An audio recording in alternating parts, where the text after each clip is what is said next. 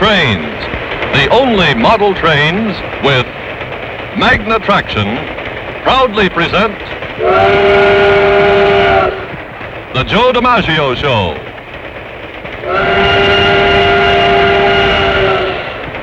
Starring the Yankee Clipper, Joe DiMaggio himself, with Jack Barry.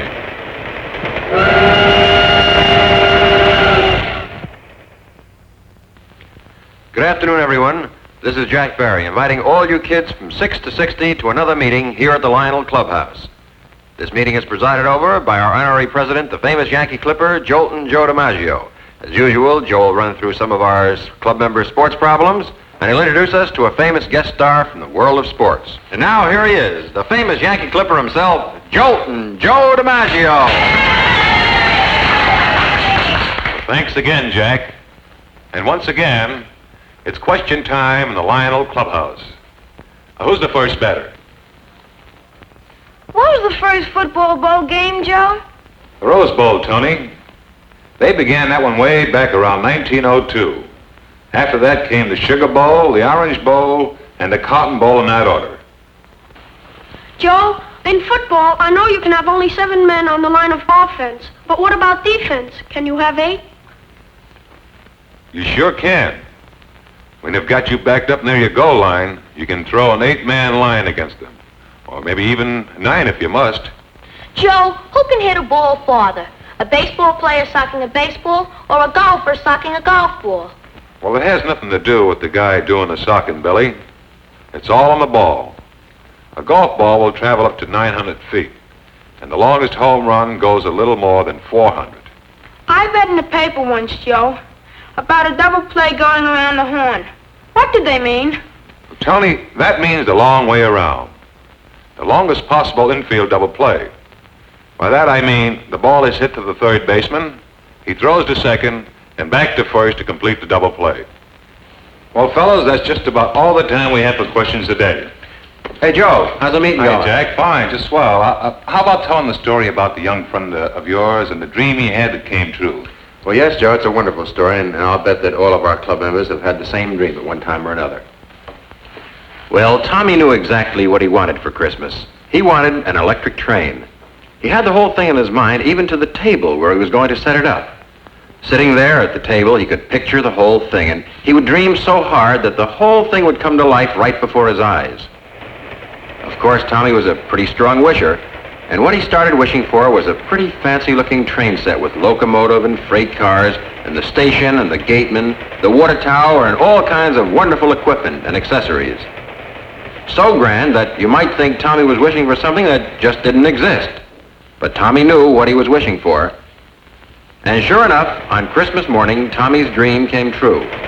Because Tommy had told his father that he wanted Lionel. Just the low-priced Lionel Scout train set with a few Lionel accessories. Yes, even the simplest of Lionel train sets and track layouts is a wonderful, thrilling, complete model railroad. That's because it's made by Lionel. Lionel, the originator of the electric model train, makers of the most realistic, scale-detailed model train equipment. Lionel, the only model train with Magna Traction. So boys, if you're wishing for a model railroad for Christmas, and I know you are, be sure to tell your dad you want a Lionel railroad, because Lionel gives you the most real-looking trains and accessories, which are the most fun for all. And now, fellas, we've got something a little different for today's program, and I think you're going to enjoy it. I know many of you have a pup or you're going to have one. And so we've invited one of the country's best dog trainers to tell you a little bit about raising a dog. And here he is, Fred Graw. Welcome to the Lionel Clubhouse, Fred. Thanks, Joel. I've been looking forward to this because I love to talk to the kids about dogs. Oh, that's swell. Tell us, Fred, how long have you been training dogs? Oh, about 12 years, Joe. And I guess there hasn't been a single breed that I haven't observed or worked with. All of which certainly should qualify you as a canine connoisseur. And speaking about breeds, is there any particular kind of dog which is easiest to train or raise? Well, I don't think there's any particular type of breed, Joe, that's easy to train. Maybe boxers because I'm prejudiced, or poodles. But a dog doesn't have to be a purebred dog or a thoroughbred. Any dog with intelligent handling will make a fine dog. Well, how old should a pup be when they start training it, and what are some of the simple things that any boy can teach any dog? Oh, the pup should be about 6 to 8 months before you start training, Joe. And you ought to teach him to heel, to stay, to come, and to lie down. And how long should this take, Fred? Oh, for about the simple things I've outlined, Joe, about 2 to 3 months. And now, Fred, you promised you'd bring one of your dogs for a demonstration. Did you keep your promise? I sure did, Joe. Do you think we could have a little more room? Well, of course we can. Say, kids, will you move this table over 4 or 5 feet?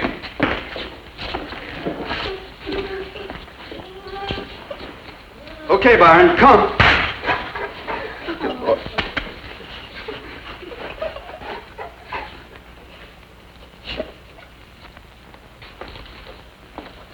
Byron, heel.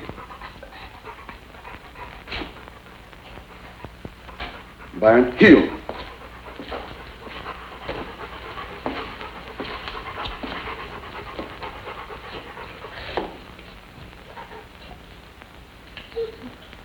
Good boy.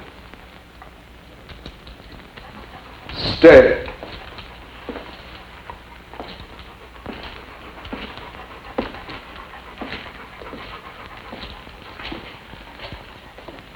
Byron, come.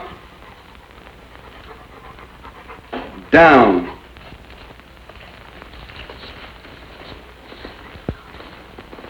Sit.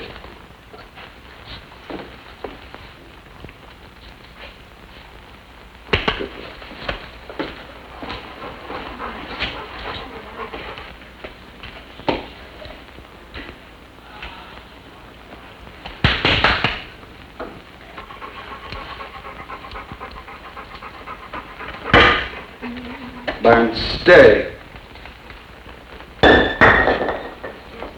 Byron, fetch it.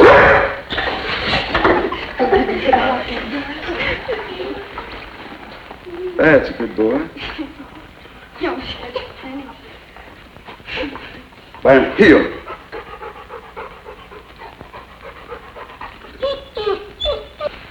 Hey, that was a nice demonstration, Fred.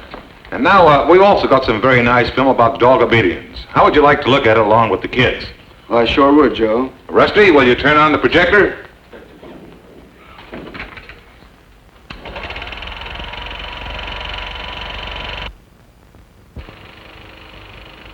Raising a dog properly demands the proper attitude on the part of the owner as well as the pup.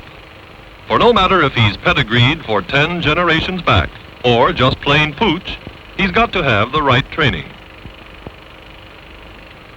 Big or small, rare or popular breed, dogs are intelligent. They'll react with surprising swiftness to your efforts.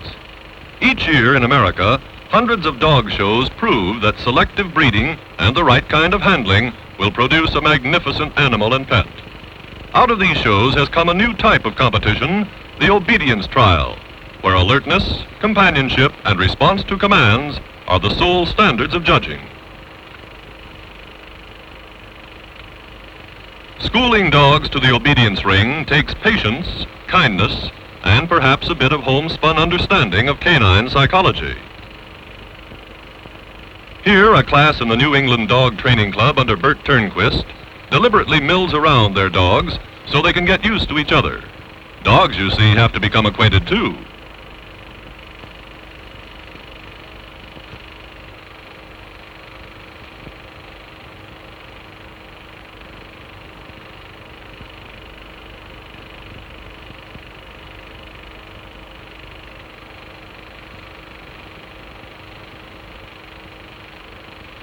After getting his pupils in line, the instructor selects a dog for demonstration purposes, shows the class how the animal should be made to stay.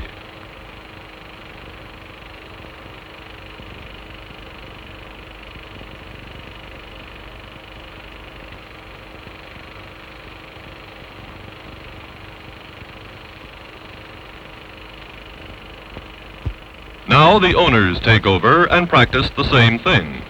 A soft, firm voice and gesture of the hand is all you really need. But like anything else, it takes practice. The owners must continue their training at home.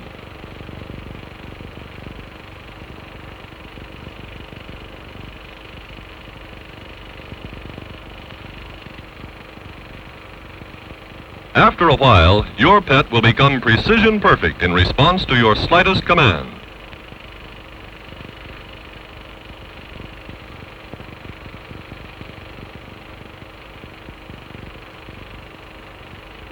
This is another phase of obedience work.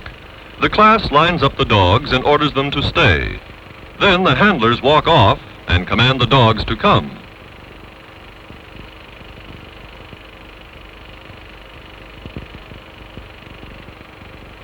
There's a lot of fun in training your dog in obstacle work. After a while, he'll take jumps beautifully. Watch the almost effortless grace of this French poodle as it skims the barriers.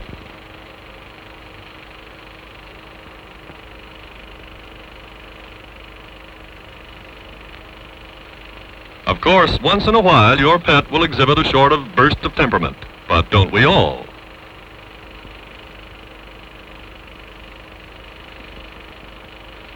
Here now is a highly interesting obedience test. The class gets all the dogs into a center group. Then the handlers will make a circle surrounding the dogs and walk around them leisurely. Commands have been given for the dogs to stay. Now at a signal from each individual handler, his own dog will leave the center and join him in the circle. But until he gets that command, the dog will calmly and patiently wait his turn. Proof indeed that obedience training will pay off with a pleasure-packed future. Well, fellas, I know that you all enjoyed those films on dog obedience. And now for some more fun, suppose we take another look in on our Lionel engineer. Now, boys, I'm going to show you why Lionel trains are better. I'm going to show you how carefully they're made, and how well they're put together, and how they operate. For example, look at the head of this typical Lionel locomotive. The smoke box door hinges, pilot steps, the uncoupling rod. They're exactly duplicated. And see how this drop coupler and air hose are simulated. And notice these handrails of stainless steel. And now look at the steam valves and side gears. Every part is modeled to the most minute detail. Now look at these wheels. They're all steel, mind you, and have a high adhesion surface, better traction. And of course, they also have magnetraction. That's a magnetic force that holds the wheels to the rails to give you increased power, higher speed, and more climb. Fellas, these are just a few of the details that show you how Lionel trains are made better and put together better so that they will look better and operate better. And speaking of magnetraction, I know you boys want to learn more about this new development in model railroading. So we've made up this book on magnetraction called The Magic of Magnetraction. It tells you what it is and how it works, and it's packed full of pictures and information to help you to have more fun with your model railroad. Now, all you have to do to get this free book is send your name and address to Joe DiMaggio. That's Joe DiMaggio, care of the Lionel Corporation, 15 East 26th Street, New York 10, New York. And by the way, boys, you can get a complete Lionel train set, locomotive, tender, cars, track, and transformer for as little as $14.95. Larger Lionel sets are moderately priced, too. And they all have magnetraction.